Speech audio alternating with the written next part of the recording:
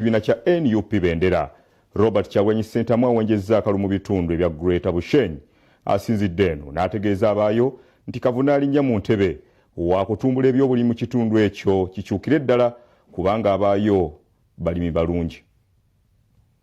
District yeshema yebuku district zikola ebitundu by'obugwanjuba era nga Robert Kyagulanyi Ssentamu abadde anoonya akalulu ku Poliisi gy'atandikidde ng'asimbudde embalala yasuze abadde ne mukyali Babitongo gyewolese nnyo omwogezi w'ekibiina David Lewis Lubongo yasaba awandiisi w'ekibiina alabala mu kunoonya akalulu.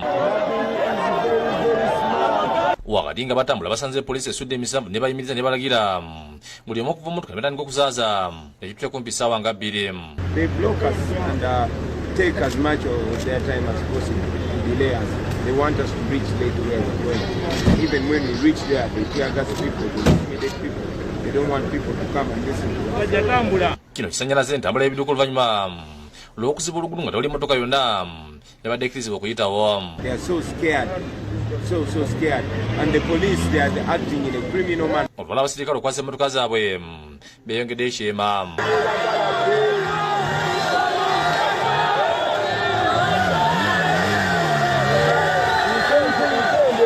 Eshema olukuŋŋaana lukubye ku kisaawe ekya disitulikiti ng'eno Itungo asabye ab'Eshema okulonda Kyagulanyi asobole okufunira abavubuka emirimu bw'anaatuuka mu ntebe. Wareeba umbrella neeza kubeeraho kalaazi 3 eya blue, eya white, n'eya red.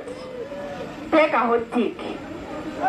That is the only way we are going to build a new Uganda. Gumiza mama nebyanje bigambi. Abala basabidde Kyagulanyi akalulu kuliko Ssenyonyi Lubongo yanejjole Mugisha nga bwe bakwata obuyinza bakuwakyusiza embeera. Kuni Joshua yesimbirira raisi abinda abanyamusaale kuli ya people power.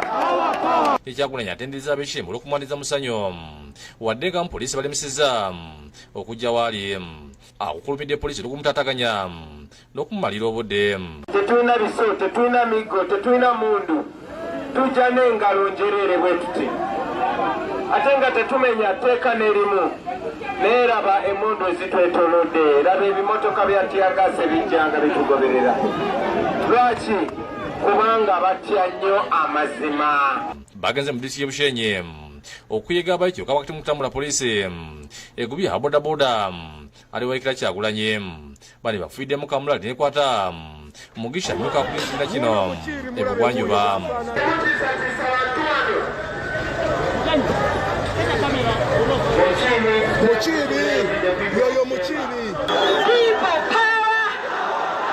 Ono abasuubiza okubakolera ku nguudo amalwaliro n'amasomero akomekereza mu disitulikiti y'Olubirizi era ng'asuubiza abayo nti bwe bannamulonda agenda kuyamba abakyala abasiza amalwaliro banaazaaliranga. Njagala kubasaba mwenna muveeyo mu bungi mulonde. Mutegeke masiki sagala babeere n'olwekwaso bwe tolina masiki tojja kulonda no. David Tamale yakusakidde Green ku Lwabukedde TV.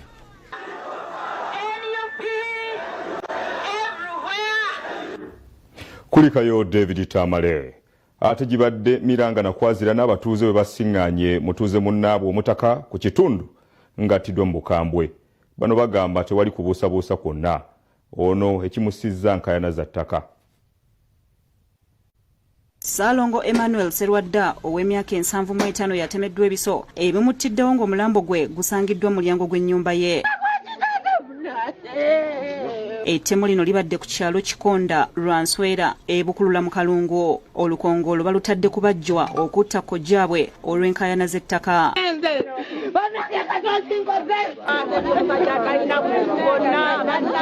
Abajjwa bano baludde nga bagugulana ne kojjaabwe Serwadda nti abalemesa okutunda ettaka yiika 5 ezaagabanyibwa nnyabwe Nalongo Rest Nabadda. Bibaddewo mu famire byombi bibadde byanfuna kubanga nze nagezaako nga chairman okwegayirira omukato nti nga ndaze ejjambi ananga ati maama olufa kojja ngenda kumutema ate. Okyamuzeyi waffe tubadde mu mbeera ya muzeyi waffe talina buzibu talinaobadde musajja ayomba.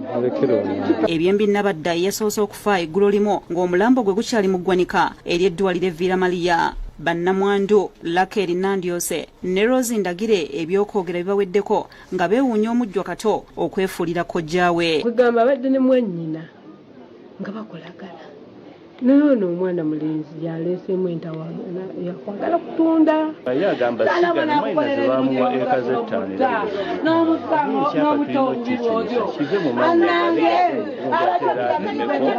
atemeka ettaka eki. Poliisi ereese embwa yaayo enkonzi y'olusu n'egiyambako okugwa mu lukwe olw'abassa Omutaka Salongo Emmanuel Sserwadda gwe baatemulidde mu maka ge ekikonda Bukulula mu Kalungu. Embwa bwewunyizza ku musaayi gwa Sserwadda ebaddusizza mpaka bwesibidde mu maka g'omujjwa Richard Katose Wankambo. Amaka ga Kato geesuddeko akabanga n'agakojjaawe era nga poliisi ezuddeyo ejjambiya engoye eziriko omusaayi gattako amatondo g'omusaayi okumpi ne we baagunaabidde.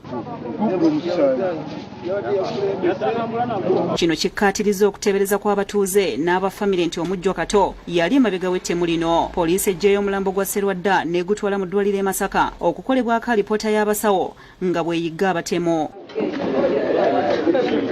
Amyuka RCC Kalungu Hajat Sarah Nanyanze agenzeyo n'akakasa ng'ensonga z'ettaka ezisizza Sserwadda bwe zibadde mu woofiisi ye ng'agezaako okubakkaanyisa. Kato yasembayo okwogera ebigambo bino wammanga nti maama we bw'afa ne kojjaawe ajja kufa.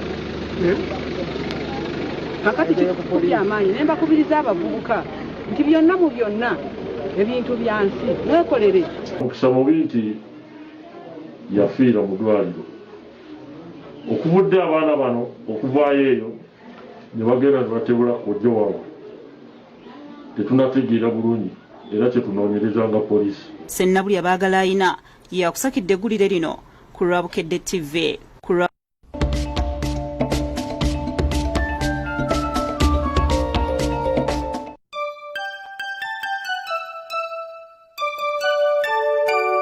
We wish you